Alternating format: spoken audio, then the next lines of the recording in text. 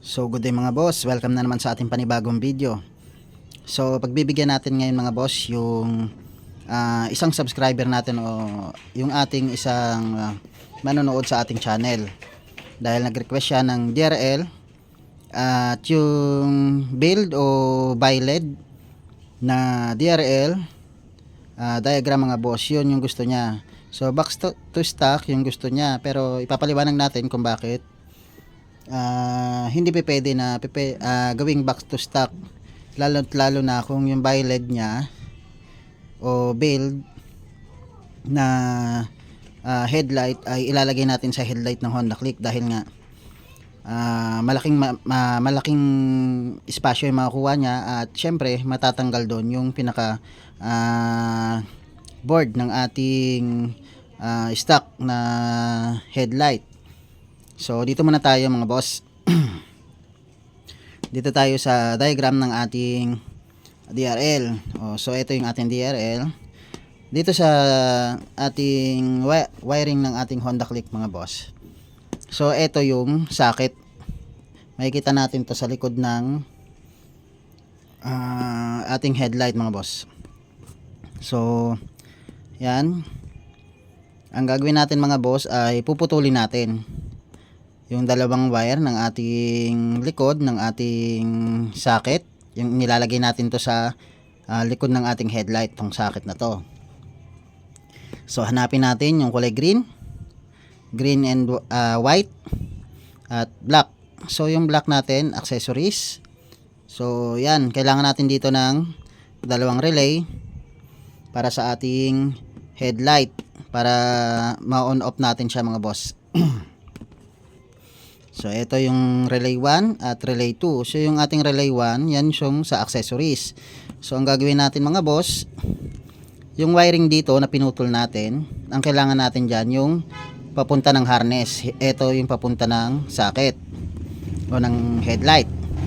So yung papunta ng harness, putulin natin yan papunta dito sa relay 1. So yan, relay 1 yan, papunta dito yung 87A. So yan yung 87A, papunta naman siya dito sa taas, yung pinagputulan na itong harness na to. So yan, yung nagputulan ng harness, papunta naman dito. So dito naman sa kabila, yung kabilang puputulin natin yung green and white. So yan, papunta naman siya dito rin sa 30. Sa 30 pala siya, dito sa 30 rin to mga boss, 30. Tapos yung 87A din na itong relay 2, so idudugtong din natin dito sa pinagputulan ng ating harness, yung green and white. So yan. So yan ang mangyayari mga boss. Green white, papunta siya dito sa 30, papunta sa 87.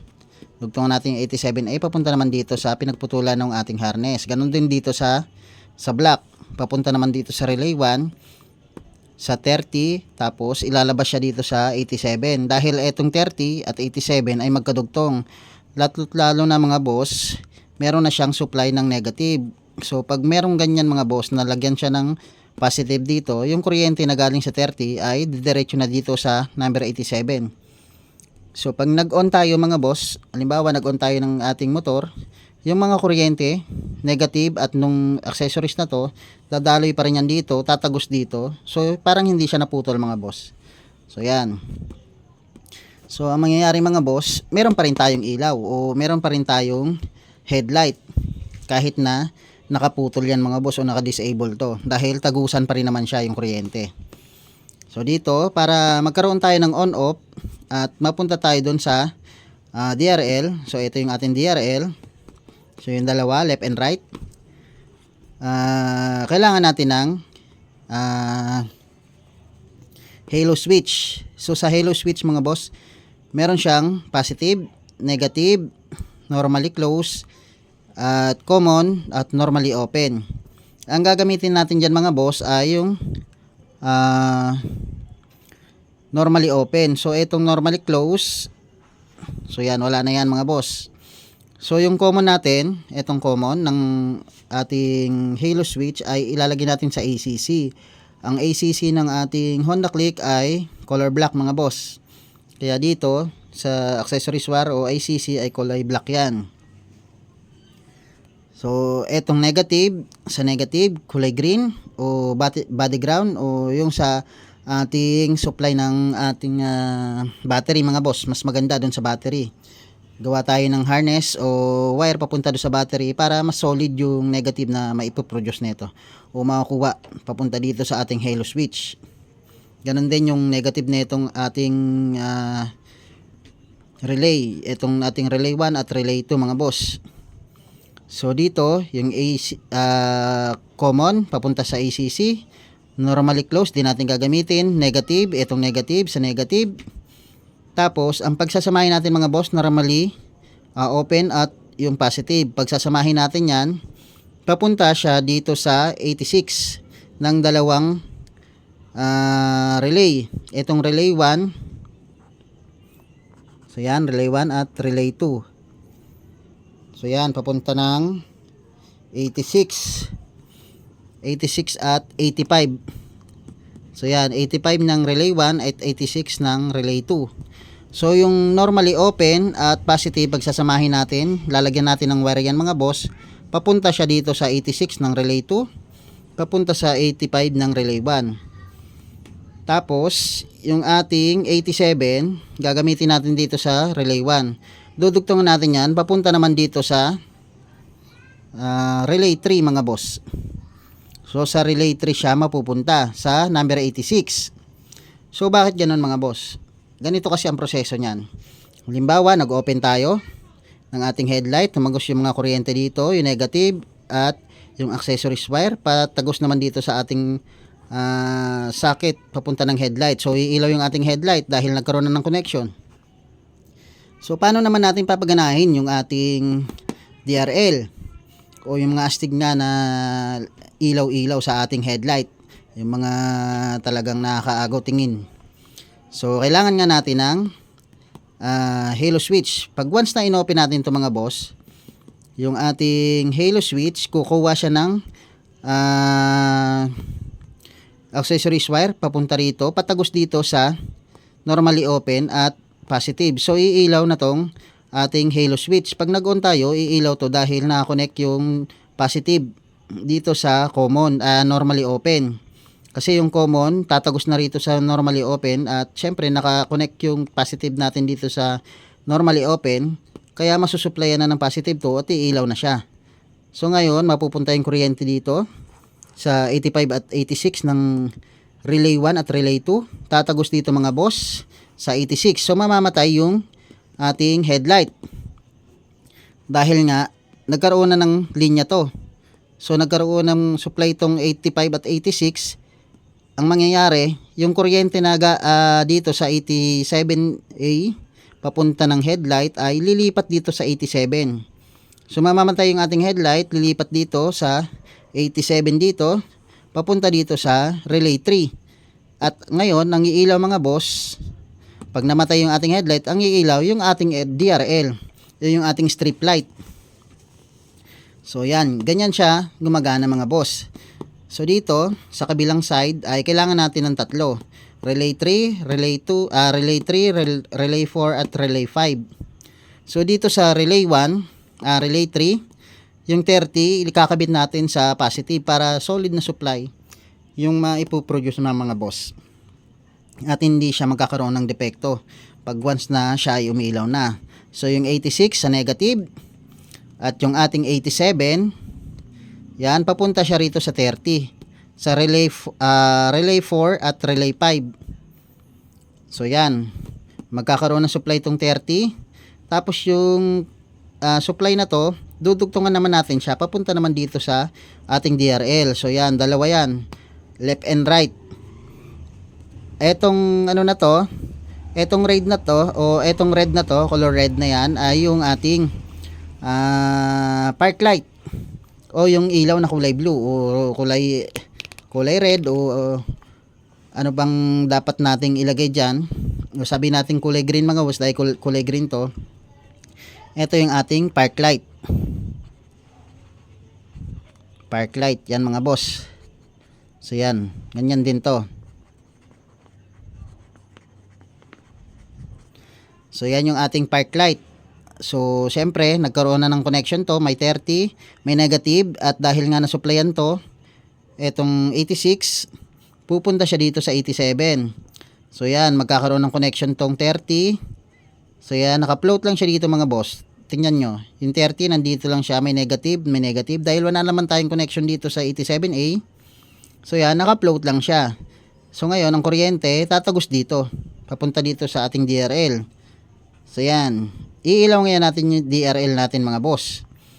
So dyan gumagana yung ating DRL habang nakapatay yung ating headlight, dahil nga lumipat siya dito sa 87, galing dito sa 87A ng ating headlight, dahil nagkaroon siya ng supply dito dahil sa ating halo switch. Yung connection ng 87 ay pupunta sa 87A ay pupunta sa 87. So gagapang siya dyan papuntang 85 at papuntang 87. Naka-float dito sa number 30, dalawang number 30 ng relay 4 at relay 5. Patagos naman dito dahil may connection siya dito. So yan, nakikita nyo yan, yung red, gagapang siya dito sa taas, papunta ng park light, left and right. So iilaw yung ating park light o yung ating DRL o yung ating strip light mga boss. So halimbawa, umilaw na, kulay green. Paano naman kung magsisignal tayo mga boss? So yan, magsisignal tayo. Ngayon, ang mangyayari mga boss, iilaw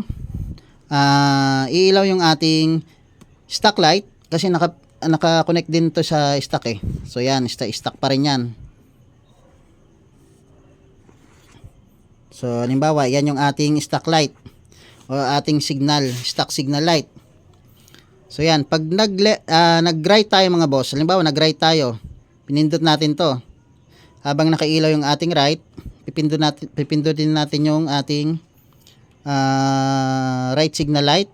Yung ano lang to basta, stock. So iilaw yung ating stock na signal light. Dahil naka-connect dyan mga boss, naka-connect siya papunta dito sa relay 5 na right, papuntang right signal, right signal strip. So yan dito. Dahil meron siya naka-floating dito na 30 mga boss at meron na rin siyang negative dito. Pag once na nagkaroon ng supply to, dahil nag-signal tayo ng right, mapapasukan tong 36. Ang kuryente dito mga boss na na-connect dito sa number 87A, papunta dito sa number 87. So iilaw yung ating DRL. So yan, yung ating DRL o yung ating strip light, iilaw yan. Kasi nakapag-signal tayo. Kasabay siya ng stock na signal light. At yung ating DRL. So yan, iilaw siya. Magkukurap yan mga boss. Kukurap siya hanggang at yung left ay naka-ilaw lang ng DRL light. So eto, naka-signal. Eto naman yung left natin ay naka-DRL light pa rin. So halimbawa, pinatay natin yan. Pinatay natin to. Babalik siya sa pagka-green. Pag pinatay natin yung ating signal. Ganon din sa kabila mga boss. Pag once na nag-left tayo, halimbawa nag-left tayo, masusupplyan yung ating stock left signal light dito. Tapos syempre naka-connect din to sa relay 4 na left signal ng ating DRL. So yan, dahil meron ding supply to, itong 30, itong 86 na negative, pupunta na siya dito mga boss sa 87. Iilaw na yung ating DRL o yung ating strip light habang naka strip light pa rin to, naka DRL pa rin to. So signal na itong ating left DRL. So yan, left signal light ng ating DRL habang naka ilaw naman tong ating DRL ng park light. So yan. So halimbawa hazard tayo, halimbawa may hazard dito. So yan, halimbawa may hazard. So yan, halimbawa may hazard yan. Ganon din yan mga boss. Pag once na pinindot natin yung ating hazard, masusupplyan tong dalawa na to. At dalawa siyang iilaw mga boss. Iilaw yung ating signal light, ating hazard. So ganon din. Pag once na pinatay natin yan, sabay din siyang babalik sa pagka-green o yung ating park light. So ganyan siya gumagana. Ang sabi ni boss, dyan sa kanyang comment sa ating YouTube channel, ay sana daw maglagay tayo ng diagram ng DRL at headlight back to stock headlight. Tapos merong bale o bi-LED. Bi-LED na ilaw mga boss. So yan. Sa bi-LED kasi mga boss o bale, meron yang merong bi-LED o bale na dalawang wire lang siya. So negative and positive. So dito yan. So eto, yung negative niya, syempre sa negative yan mga boss. Kailangan din natin ng relay dito. Tapos yung on and off ng ating switch. So may bale o bi-LED na dalawang wire siya, negative and positive mga boss. Eto, gumagana to, tong bale na to na on and off. So magbabago yung kulay niya, mag-white, mag-yellow at combination sa pamamagitan ng on and off switch. So yon, on and off, doon siya gagana, doon siya magbabago-bago. So ngayon ang gagawin natin, lalagyan natin yung connection gaya ng request ni boss. So eto, kailangan natin ng relay. So etong relay na to, meron 30. Yung 30 na yan, ididiretso natin sa positive ng ating battery. So kailangan, kasi mas malakas na supply, kaya kailangan ay nasa battery yan. Huwag tayong maglalagay sa accessories dahil ma-overload yung ating accessories wire na pwedeng mag-cause ng sunog mga boss o pagkatunaw ng ating wire. So yung 85 ilagay natin sa negative at yung 86 dito naman sa ating on and off switch. Yan. Yung on and off switch natin nakalagay yan sa ACC mga boss. Sa click, yung ACC wire nya ay color black. So sa black natin ilalagay yan. Tapos etong negative ay color green mga boss. Sa green natin ilalagay. So yan, at pagsamahin natin yung dalawang black. So yan, dalawang black at dalawang red. So ngayon gagana yan mga boss pag nag on and off ka dito. So halimbawa gusto mong i-on yung ating bi-LED. Kasi dito mga boss sa request niya, katulad sa request niya, meron kailangan DRL to back to stock. So kasi pag ganito mga boss, so ganyan, hindi mo siya pwedeng ilagay sa headlight kung kailangan mo ng back to stock dahil matatabunan yung ating mga LEDs o tatanggalin natin yung panel para mailagay natin yung ating bi-LED dahil malalaki yan mga boss, malalaking klase yan. So dito pwede ito kasi may bi-LED mga boss na auxiliary light. So yan, ito yung type na to, auxiliary light to mga boss, on and off switch siya para magbago-bago yung kanyang connection o yung kanyang ilaw sa pamamagitan ng on and off. So yan, pwede siya nakalagay lang parang mga mini driving light o pag light, mga ganyan, laser gun. So ganyan siya, nasa gilid o nasa labas ng ating motor. So yan, pwede yang ganyan yung gawin natin mga boss.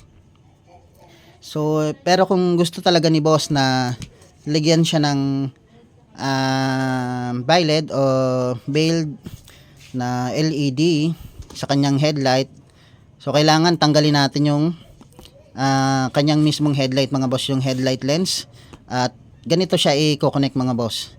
So yung wiring dito sa likod ng ating headlight, so makikita natin yan dito sa screen, papakita natin sa screen mga boss. So kailangan natin dyan yung tatlong wire. So ito, yung bi-LED mga boss na malalakas na klase ng ilaw, kadalasan to ginagamit na to sa mga sasakyan pero ito kasi trending na rin to mga boss, ginagamit na rin to sa mga motor pero kailangan ng conversion. So dito bali apat na wire yan mga boss. Meron siyang positive supply ng low, so low, positive supply ng low at positive supply ng high. So makikita natin yan mga boss dun sa wiring, makikita naman natin yan So yung red pagsamahin natin yung supply na yun mga boss, yung positive, dalawang positive ng high and low. Pagsamahin natin yan, halimbawa etong dalawang bi-LED na to, ito yung positive at yung positive, dalawang positive yan ng high and low, at dito sa kabila ganun din, positive ng high and low. So pagsamahin natin yan, bali 4, kabilaan, ilalagay natin sa ACC yan. O yung color black dyan sa likod, mga boss. Sa likod ng ating headlight. Pag once na inopen mo yung lens, makikita mo yan dyan. So yan. At dito naman mga boss, meron siyang negative. Bali dalawang negative din yan, high and low. Yan yung magiging pinaka-trigger ng ating headlight. So kasi sa ating Honda Click ay negative trigger yan mga boss. So sa negative tayo kukuha ng pinaka-control natin o yung connection natin mga boss. Diyan siya magkukontrol ng high and low. So yung ating low beam ng ating stock na headlight ay kulay blue. So yan, kulay blue yan mga boss, low. At yung low beam mga boss, low beam ng ating veiled o bi-LED na negative, makikita natin dyan, low beam na negative, color black, ay ilalagay natin siya mga boss dun sa kulay blue ng stock na wire ng ating headlight ng ating Honda Click. So yan, yung wiring mga boss papunta dun sa pinaka harness o dun sa socket mga boss. Wag natin nang gamitin yung papunta ng LED o ng headlight. Yung papunta ng socket mga boss, dun natin siya putulin. Yun yung kailangan natin ngayon. Dun natin siya i-connect. So yan, dun natin i-connect tong wire na to, yung kulay blue ng stock. Ilalagay natin sa low beam ng ating negative ng veiled o bi-LED. Tapos, ganun din mga boss, pagsamahin natin yung dalawa na yon, yung low beam na negative, parehas negative yan eh. Tapos yung high beam naman mga boss ng veiled o negative ng veiled natin na high beam. So pagsasamahin din natin yan, yung kulay green. So yan, yung green na yan mga boss, yan yung color ng ating stock na wire. Papunta rin doon sa socket mga boss, sa likod ng ating headlight. Makikita natin yan, yung parang pinaka socket. So makikita natin yung mga wires dyan. So yan ang putulin natin mga boss para ma-connect natin tong veiled na yan mga boss. So yan, bali 3 wire lang yan. At syempre tatanggalin na natin yung ating headlight, yung pinaka board dyan, 2 board. Yan lang yung tanggalin natin. Wag na nating tanggalin yung stock na park light dyan sa taas. So para magdadagdag na lang tayo ng DRL. So yan yung DRL natin. So yan na lang yung magdadala. Kaso nga lang, pag ganito yung ginawa natin mga boss, wala na tayong back to stock. Katulad ng sinasabi ni boss na kailangan niya ng back to stock. Kasi pag build na LED yung ilagay natin dyan sa headlight o bi-LED, ay napakalaki yan mga boss. Kailangan yan tanggalin yung ating stock na headlight para mailagay natin to. Kaya wala na yung ating stock headlight. So magiging pinakailaw natin, eto na. So ganun na lang mga boss. So ganun, magiging parang stock na ilaw natin mga boss. So pag nangyari yan, ganun pa rin naman, ganitong diagram pa rin. Ang mangyayari na lang, doon na lang tayo sa loob magre-rewire na ito. Pag ganitong klaseng diagram yung ginawa natin para doon sa ating headlight. Ang mangyayari na lang, mawawala na yung ating stock. Pero ganitong diagram pa rin gagawin natin. Kasabay lang to mga boss. Sa loob, bali sa loob to. I-rewire natin sa loob to. Pero kung ayaw natin ng ganito at gusto natin na may stock pa rin tayo na headlight, ay ito yung kailangan natin bilhin. Yung bi-LED mga boss na auxiliary light. Wag yung mga ganitong klase kasi malalaki na to eh. Yung mga malalaki na nasa ano siya eh, 120 watts. Parang ganon style. Ganon kalaki. So napakalakas, sobrang lakas. Isang LED o yung LED na yan, isa lang ay nasa 120 watts. Kaya napakalakas. So mga ganitong klase lang mga boss, yung auxiliary light na build o bi-LED ang kailangan natin pag kailangan natin ng stock headlight. So yan. Okay, sana ay naintindihan nyo mga boss, pero so yun nga, kahit na parang tingin ko magulo rin eh. Pero sana ay naintindihan nyo pagdating dyan sa mga diagram na yan mga boss. So kung gusto nyo screenshot nyo na lang mga boss para masundan nyo yung diagram na yan. So yan muli mga boss, maraming salamat at sana may natutunan kayo. Kung gusto niyo nagustuhan nyo yung video na to, paki-like mga boss at para ma-recognize tayo ni YouTube na legit tayo sa pagdating sa tutorial ng mga motor. So yan maraming salamat mga boss. At God bless sa inyong lahat.